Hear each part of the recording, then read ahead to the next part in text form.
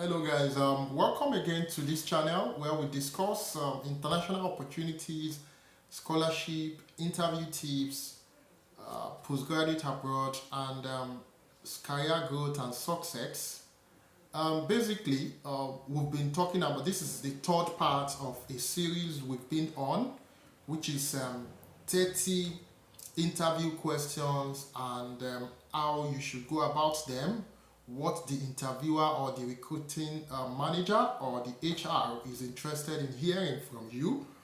So those are what we've been looking at. We started this since about 4 days ago, talking about these 30 questions. So I was actually doing them in uh, a segment of 10, 10, 10, and this is the third 10 that we're doing this time. So I'm going to start from 21. The first one is, which is 21. Tell me about a mistake you made.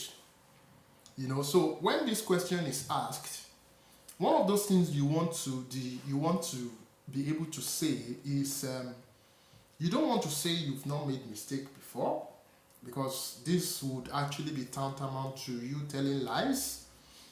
And when that question is asked, the interviewer is actually wanting to know if you are trustworthy, you are truthful, and is wanting to know if that mistake you made, you are the type that is actually reflective, and you have been able to overcome that. So you want to say that, oh, you made so mistake. You remember a time when you are newly, or when you are an entrant or an entry level officer in your job or so, and you were supposed to do something but you did it the other way, but now you learn from that. You want to be able to say that, okay, I made this also mistake, but I am better now. That's the first question. So very importantly, what you need to do, you need to state that mistake and how you have been able to correct the mistake going forward. Don't make the mistake of saying that you do not make mistake or you cannot remember a mistake you've made. Everybody, in one way or the other, have a mistake they have made, especially as someone who is just coming into a profession, or just a young graduate. So that's what you want to say. So number 2, or which is 22, any way you want to say it, is what are you passionate about? So answering this question, you want to answer this question in such a way that you align your passion, your motivation, what keeps you going, what makes you to like your job. You want to align it with the job role you're being interviewed for. So this would actually be a good one, and it will increase your chances of passing that interview. So you want to align your passion with the company vision, with the company mission, and the goal of that organization. This is what you want to do. So when you say things in this regard, it's actually make the organization or the manager or the interviewer to be interested in picking you. It will mean that there is a synchronization of your own passion with the mission and the goal of that organization, and that makes it a good fit. And that's what you want to say. What do you know about our company? So very importantly, one of those things you want to do before you go for that's the number 3 or the number 23, as the case may be. So what you want to do is to ensure that before you go for any interview, you want to know about the organization you are being interviewed with. You want to be able to know what the mission, the vision. You want to make research, the latest activities of that organization, the latest products, the trending thing about that organization. I have mentioned this before, that you want to follow the organization on their social media platforms, LinkedIn, Facebook, Instagram, whatsoever platform the organization can be found, you want to make sure you're following them so that you are actually aware of their latest activities. And so when such a question is asked, you are able to say, oh yeah, I know much about your organization. I know in 2021 you launched this department, you launched this product, you are in this said, so this is actually very important, so it makes the interviewer feels you are actually genuinely interested in that organization, you are excited about that position, and you know what the company is going through at the best you should know, and you will be in the best position to come in and help the organization achieve their goal, and this puts you in a very good position to be hired for that job. The number 24, or the fourth, as the case may be. How did you hear about the job? So when this question is asked, nobody is interested in you saying that, oh, I saw it online. I mean, every other job is being seen online. So it's no brainer for you to say that you saw it online or somebody recommended. No. What they want to hear is you want to say that when you saw that advert, you were excited because you were actually following them in the first place. I mean, so it's caught your mind, like it's resonate with your spirit to say, yeah, this is what you're looking for. You are excited about this position. You want to actually contribute, so you want to begin to say things that would go in the way of you saying that, oh, I am actually excited about this position, I'm excited about, so that's what they want to hear, not, I heard about it online. Immediately I saw this, the advert, I read through the job description, and really, I must tell you that I was excited because I have wanting, because of the kind of experience I've got. When I was going through the job description, it seems to me as if the job description was actually describing me. That got me excited, and I felt, like that. So you want to say things in this regard, and this is what you want to do. Not telling them that you saw it online or you saw it on Facebook. That is actually not what the interviewer is interested to hear from you. Number 5, salary expectation.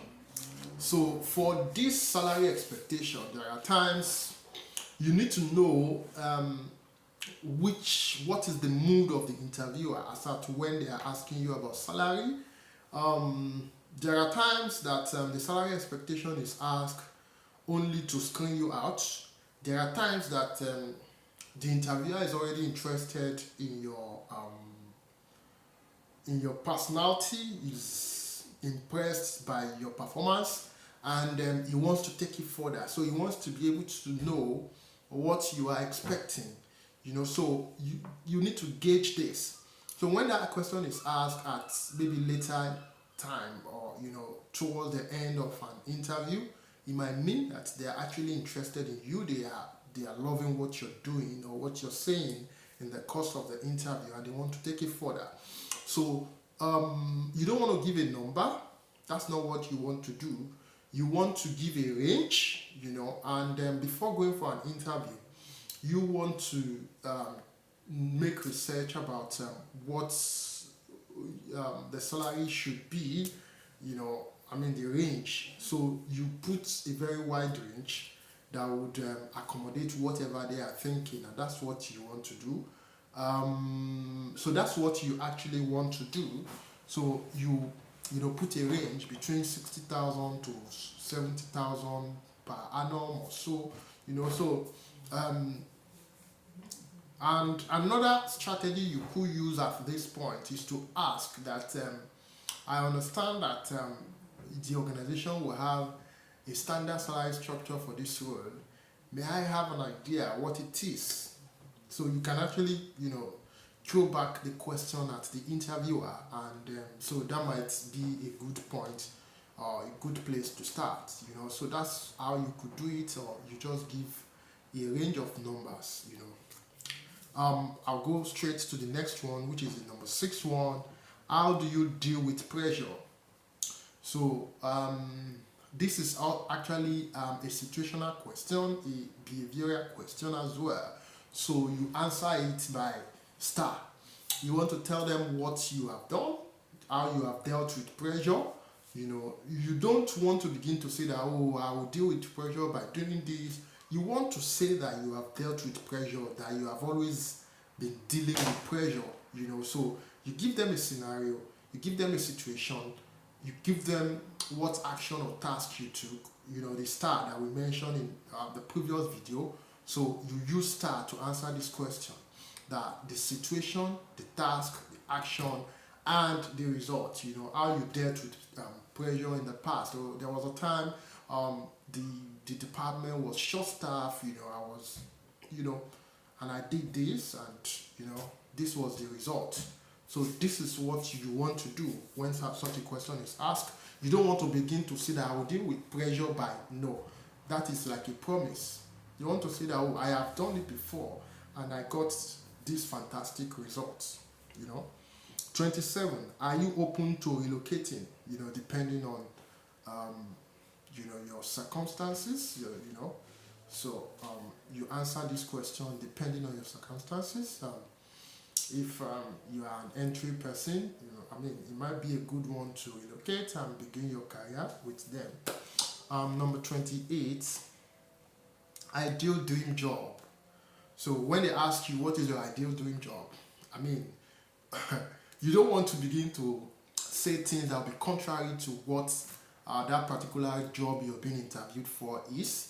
So you want to have in your head already the job description of this role you're being interviewed for. So you just begin to read it out to say, oh, I want a job that will do this, that I'll be able to do this and do that. You're reading out from the job description already, and so you just want to give it to them as it is in that, so that makes it a good one. Number 29, why are you changing careers? So if, for example, you were an accountant and you are now applying to become an auditor or whatsoever, or an HR or something, and that question is being asked, that why are you changing career? So one of those things you want to say is that, oh, I love accounting, I enjoyed accounting, but just human, it's begin to dawn on me, in the last couple of months, I just realized that I'm not getting the vibe, the fulfillment in what I do, and I've been making quite a lot of research about auditing, and so like that. So you want to say that, yeah, you enjoyed it and it feels like that was what you wanted, until you begin, or you went for a conference and you did a volunteering in that the new job that you're doing, and you feel very fulfilled, you feel happy about it, and that's why you want to change your career. Do you have any question? This is most of the time the last question in any interview. So I have dealt with this extensively. You don't want to say you do not have any question. You want to say yes, you do have question. One of those questions you want to ask is, what is the next after this process? What do you expect from a successful candidate on this job? What can make somebody to be successful on this job? You want to ask questions that will trigger more answer and that will put you in the best position.